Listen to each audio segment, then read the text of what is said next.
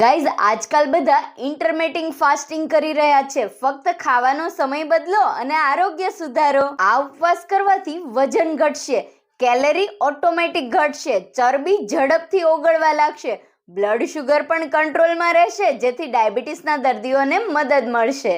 મગજને એક્ટિવ રાખશે, ફોકસ વધશે, યાદશક્તિ પણ વધશે, હૃદય પણ સ્વસ્થ રહેશે અને કોલેસ્ટ્રોલ પણ ઘટાડશે. વૃદ્ધ થતા કોષોને અટકાવશે, તેથી જવાની જળવાઈ રહેશે અને લાંબુ આયુષ્ય થશે.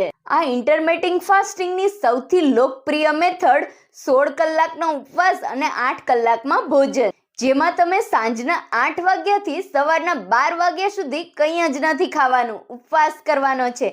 તેમાં તમે પાણી, ગ્રીન ટી અને બ્લેક કોફી લઈ શકો છો અને પછી સવારના 12 થી સાંજના 8 વાગ્યા સુધી ભોજન લઈ શકો છો. તેમાં હેલ્ધી ડાયટ લેવું જરૂરી છે, જંક ફૂડ નહીં.